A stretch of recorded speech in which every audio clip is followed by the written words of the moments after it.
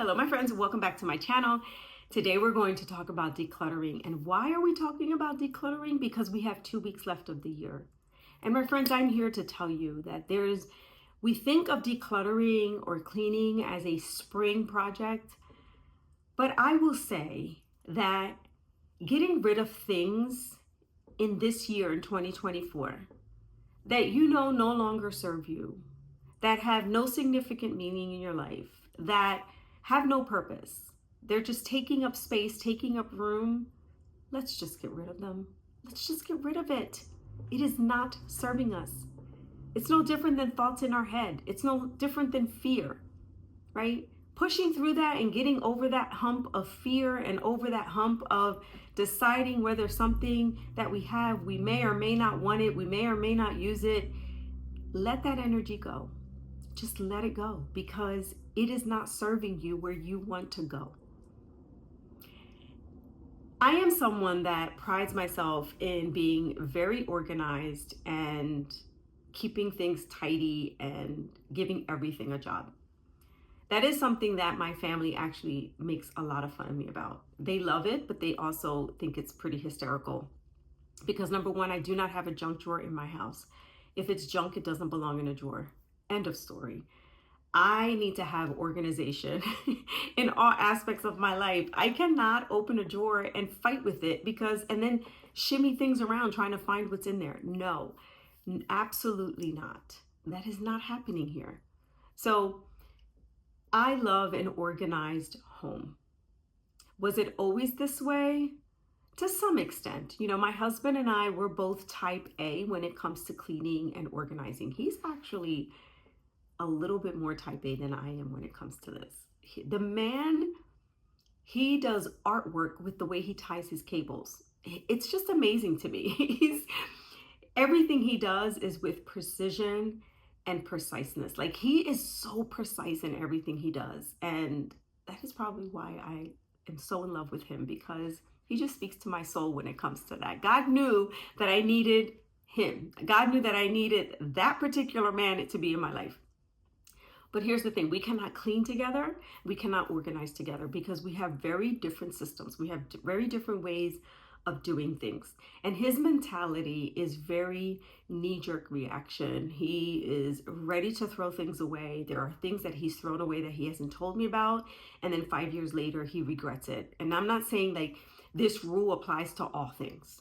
What I'm going to share here with you today are the basic principles that I use to organize my home. So back in May, my husband and I, we've battled for probably since the day we moved into this house 19 years ago. We've battled with how to organize our basement. It's something that we constantly battled with and mentally battled with, because we could not find a system or a way to organize it. We didn't have boxes, we had a lot of totes, but the totes were all different sizes. They were all clear, most of them were clear with white lids, but they were all different. They were all different types of clear boxes with the white lids. So it looked like a hot mess. At one point, the totes went up so high that they looked like they were going to tip over. It was just a mess. And I would go down there maybe once every 2 years. And just when I would clean things out, all of a sudden, things just made their way back. And we only had this little small walkway, because our washer and dryer is in our basement. We had this little small walkway to get to our washer and dryer. And I thought, okay. Our daughters moved out, but because they moved into apartments when they first moved out, where do you think the bulk of their things are? They're here. They're still here in our house. And it's funny though, because when they visit, I try to get them to go through their things and they're not ready. And now that they live out of state, our time is even more precious. And I don't even want them to be in the basement going through things. I want to spend time with them. I want to be with them. So that's a battle for another day. Anyhow, my husband and I, we went through this, just he and I. He built this shelving system in the basement. It's something that went viral on TikTok and on Instagram with the black and yellow totes. And he built this wooden shelving system. I took it even further and I ordered some UPC codes, or is it UPC codes? Is that what they're called? But they're QR codes. That's what they are, QR codes. And QR codes for each tote. I took a picture of what was inside the tote. I put that in the front label. Like, I went the whole nine. But that project, we started it in the early May. We didn't finish that project until August because we had so many things. We had not just 18 years, we probably had 30 years of stuff in that basement because most of it is stuff that we brought from our first house that we bought together. So, but I'm going to share with you my three main principles or mindset that I use whenever I take on a decluttering or an organization project. And this is something that has served me well. I have taught it to my daughters. I have shown it to my nieces. Like, it just goes across the gamut in my family. And they always ask me, how do you do it? How do you do it? My brain doesn't function that way. My oldest daughter in specific, she always says, my brain does not function. I just cannot get there. So my daughter's the one that she'll start organizing. She'll end up wearing different things and just sit there and look overwhelmed and defeated. So the three main principles that I use are, number one, right? You need to be prepared. You need to have all of your items. Set yourself up for success. So make sure that if you're reorganizing a closet and hangers are important to you, buy an overabundant amount of hangers, enough and more than enough for you to complete the project, right? You can estimate, but don't start the project and then realize, I don't like these hangers, I should change them out, because then you're touching the items twice, right? So set yourself up for success by buying the items that you need for that particular project. So if you are reorganizing a linen closet, which is what I did last year, I went to IKEA and I went to Marshall's and to Walmart and I bought all of the organizers that I needed for my linen closet. I bought the shelving systems, I bought the containers, like everything that I needed. And then when I started that project, I had it all there. And if I had something that I didn't use that was more than enough or more than what I needed, I just returned it. But I did not want to start a project and not have enough items. This is something that drives my husband crazy. He is the type that will go to Home Depot 4 and 5 times in the middle of working on something. I don't function that way. I find that a complete waste of my time. So set yourself up for success and have everything that you need, including trash bags. That's important.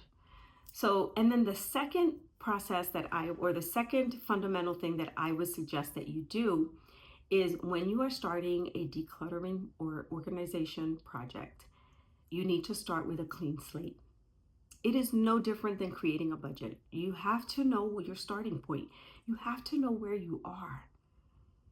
And for me, let's take, for example, my closet, and even my basement. I had an idea of what was down there. I didn't know the depth of the amount of stuff that I had in every single tote. So it's important that you remove all the items. And that's what my husband did. It took us 3 hours, just he and I, to move all of the totes out of our basement and into the front part of our basement. We needed to get it out of the area that we were going to work in. Number one, because my husband had to build the shelving system.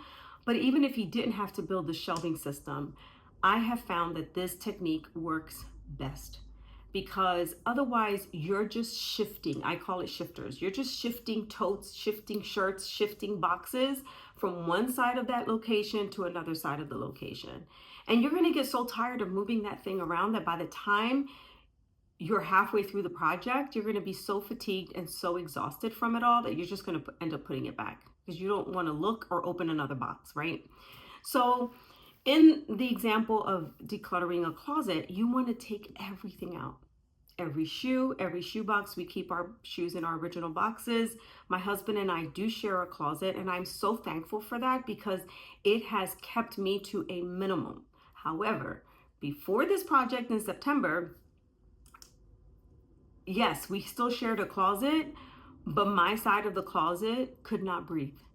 The clothes were so stuffed. Every time I went to go take out a pair of pants, 3 of them came with them. Like everything would just slide out because they were suctioned together because I did not have any room in that closet. So getting rid of taking everything out, starting with a clean slate, You want to have your cleaning items with you. So if you have a duster, if you have a broom, if you have a Swiffer, all the things, your cleaning agents, whether it's Pledge or Windex, you want to have all of that nearby so that once you get everything out of your closet, you can then go in, clean it all, and start with a physical clean slate. And then the third thing that I found, this is probably the most important piece, is you want to have 3 stations. Those 3 stations are things that you're going to keep, a donation set station, and a trash station. You need to have those 3 things. The station you are not going to have is a maybe. Let me think about it. No. That station we are not keeping. That is not allowed. Because oftentimes, we'll take something out of the closet and we'll say, oh, I. Now, it's probably something you forgot you even had, because it happened to me. And the immediate thought is, I could probably use this again. Now, let's not get into lying to ourselves. You know that you are not going to use that again. You didn't even want to wear it the first time you wore it. So this is where I agree with my husband. If you pick up something and you know that you have not put it on in 3 or more years, I mean, my husband throws things away that he hasn't worn in over a year. So he's still better than me. But things that you haven't worn, you're either going to donate it or you're going to put it in the trash. Now, with donation, here's what I will not do. I cannot do it. Once I've made the decision to donate it, I need to get it out of my house as soon as possible. So what I did for this project that I just completed in September of my closet, my side of the closet, I reached out to a family member and I said, listen, I am going to be decluttering my closet and all of my drawers. I will have a lot of things that I think are in your size. She confirmed her size to me, shoe size and pant size and shirt. And I said, a lot of the things will have tags, including shoes that I've never worn. You can choose to keep it or you can choose to donate it. But here's the deal, because she definitely said she wanted them. I said, either I need to drop them off or you need to pick them up. And I gave her a day. I gave her the date in which I needed her to pick them up. That's just how I function. I cannot put that thing in the hallway. I couldn't put those bags in the hallway, downstairs, in my garage. I did not want them in sight. I just needed to get them out of my house. So as you go through each item, you're going to look at it and you're going to make one of 3 decisions. You're going to keep it, you're going to donate it, or you're going to throw it in the trash. There's no in-betweens. You will not have a maybe pile. That maybe pile, 100% of those things will end up right back in your closet. Now, I also said in one of my videos, 5 things I don't do anymore, is that I love timeless pieces and I love comfort. For the things that I keep, those are the things that are timeless and that are comfortable. And they are timeless and I wear them quite often. So they don't fall in any of the other 2 categories, right? Because it's not something that I wore once and I'm never going to wear again. These are things that I would wear on repeat. That's another quick analysis that you can do of the things that you have is, have I used it? Have I taken it out? Did I even know I had this? Oh no, it gotta go. It really has to go. Now, if jeans are something that, to me, you have to ask yourself, do you care if it's trendy? Do you care if it's not in style? Right? It's all about you and your preference too. Me, I could care less. There was a little short window of time where skinny jeans were not in style anymore. Too bad, too sad. I'm still going to wear them because I love the way they look on me. They're comfortable and I had too many of them. So there's that, right? I am not going to sit here and go out and buy what they call mom jeans that we wore in the 80s. And the way they're cut now, they're so uncomfortable. Mom jeans are supposed to be comfortable. Yeah, no, they're not. They actually look not well made. Let's just leave it at that. So my skinny jeans did not find their way out of the closet. Did I have skinny jeans that no longer fit me? Yes, those made their way into the donation bag. But at the end of that project, when I was done with it, on Saturday, I did my closet. Every shoe, everything came out, everything. The only things I put back were the things that I actually have used and will use depending on the season. And because we have different seasons here where I live, so you have to factor that in as well. But I kept what I knew I was going to wear, and I was going to wear within the year.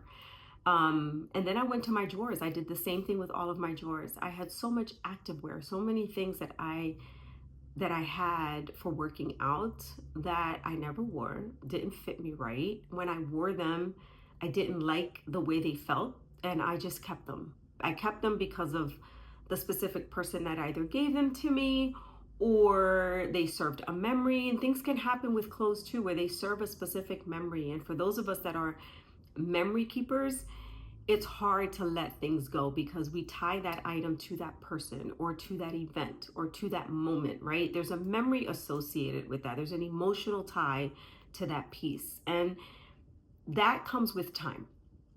That comes with time of you being able to let that go. For me, I got this pixie cut in August, and I knew that I felt different. I knew that I needed to change my look slightly. I knew I needed to alter some things. So it was actually something I really desired to do, was to get rid of half of the stuff in my closet that never served me, really didn't serve me any longer.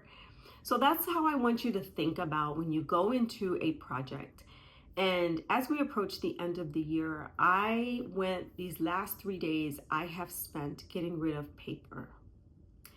I have paper everywhere. And by paper, I mean variations of Post-it notes, little notes that I write everywhere, right? I have paper that I print, paper for work, paper for personal. If I find something that I like on the internet, I'll just print it and then I have it in my stash. Drawers of paper. My closet had paper. Those same contractor bags from Home Depot that I mentioned earlier, those huge long contractor bags, I have 2 full bags of paper that are sitting in my garage, and they will be going out into the trash tomorrow because I was done. And I am starting the year off with literally a clean slate. I do not want to come back from the holiday break and continue to shift things on my desk, both this desk here, my personal desk, and my working desk downstairs, my office. I can't do it. I felt like the world was closing in on me. And so I have a mindset of how I want to redo my desk. I went to IKEA today and I got some fun things that I am going to change the look of my desk a little bit because it was no longer functional for me.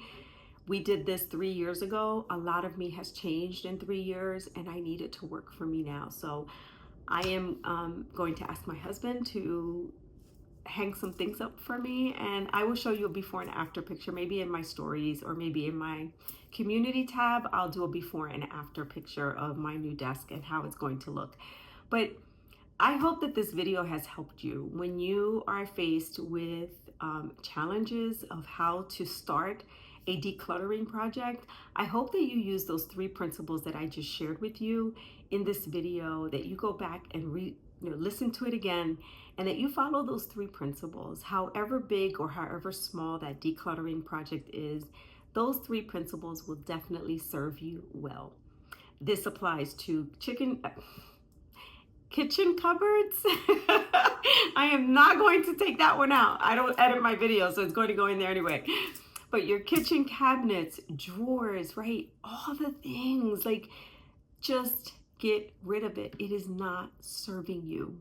You need to let go of things so that additional blessings and better and bigger things can come into your life. And ever since I cut my hair, I went into this pixie cut. I just got it cut today, so I have my holiday cut. I got it trimmed up, but ever since I got my pixie cut, it has been such a shedding experience of just letting go of everything and anything that no longer serves me, whether it's people, places, or things. And I'm in my phase this week of things. And things are in the form of paper. I had to get rid of paper and get rid of clutter that was around me. I felt like I was drowning in paper in every single part of my desk, like this desk here and the one downstairs. So, as you approach the end of the year, think about how you can declutter. Think about how you can shed and get rid of things that no longer serve you. Follow my three principles, follow these three basic principles, and I guarantee you that your decluttering experience will definitely change and it will be better. And you will thank yourself and you will be so proud of yourself when you are all done. I hope this video has helped you. Thank you for being here. Thank you for listening. And until the next one, adios.